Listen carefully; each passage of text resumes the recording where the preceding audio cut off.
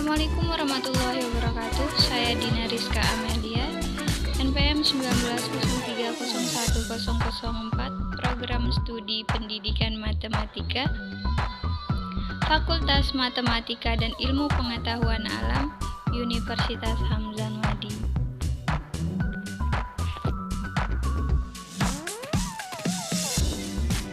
Di video kali ini, saya akan membahas tentang teori belajar dan pengaplikasiannya dalam matematika. Nah, apa sih teori belajar itu? Teori belajar merupakan metode yang menggambarkan bagaimana seseorang mengembangkan belajar. Berikut 5 jenis teori belajar menurut para ahli.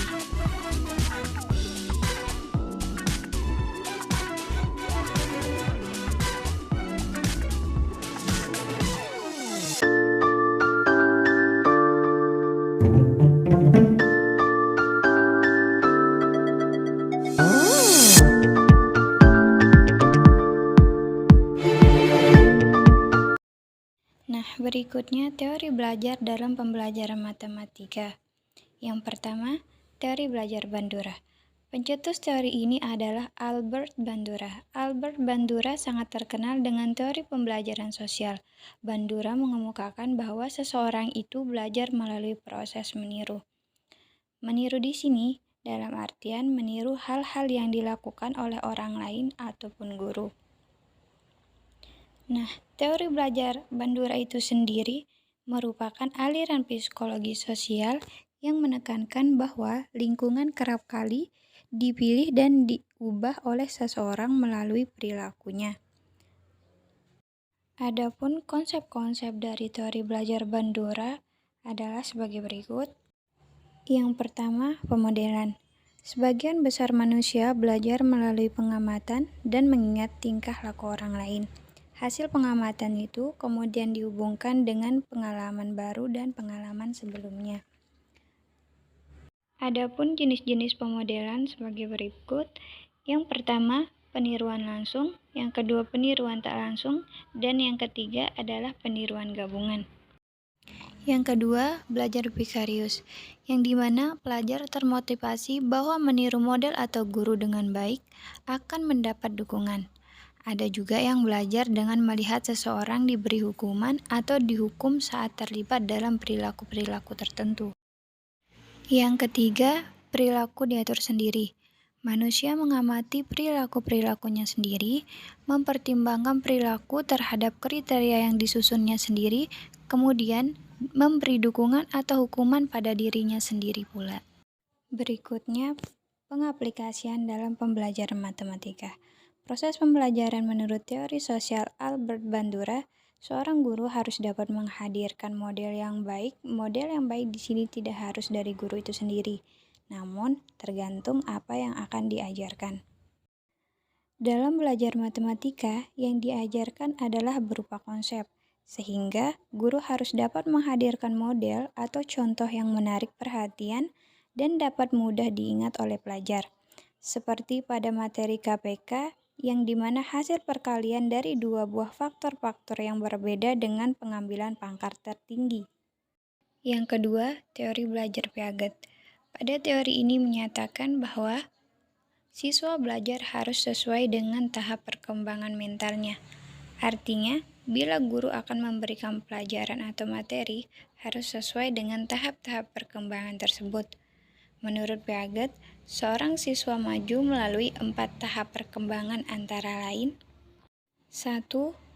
Tahap sensomotorik.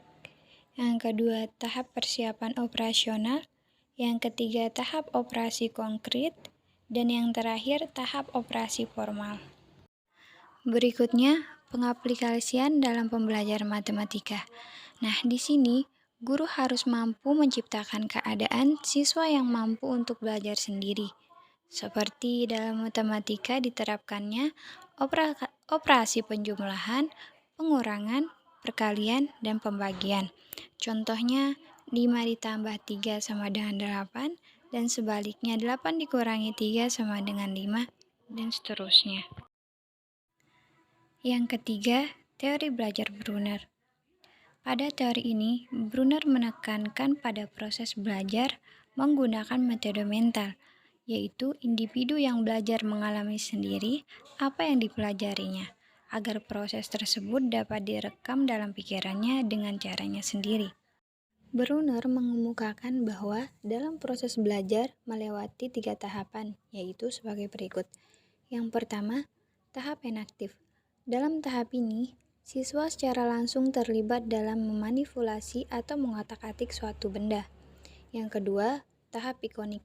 Dalam tahap ini, kegiatan yang dilakukan siswa sudah berhubungan dengan mental, yang merupakan gambaran dari objek atau benda yang dimanipulasinya.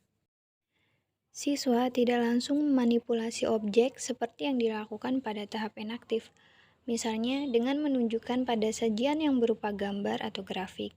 Yang ketiga, tahap simbolik. Dalam tahap ini, siswa tidak lagi terikat dengan objek pada tahap sebelumnya. Siswa pada tahap ini sudah mampu menggunakan notasi atau simbol tanpa ketergantungan terhadap objek real. Yang terakhir, pengaplikasian dalam pembelajaran matematika. Pembelajaran penemuan ini menekankan pentingnya pemahaman tentang struktur materi dari suatu ilmu yang dipelajari. Perlunya juga belajar aktif sebagai dasar pemahaman. Untuk memperolehnya, siswa harus aktif di mana mereka harus mengidentifikasi sendiri pemahaman yang diperolehnya. Tidak hanya menerima penjelasan dari guru saja. Oleh karena itu, guru harus memunculkan masalah yang mendorong siswa untuk melakukan kegiatan penemuan.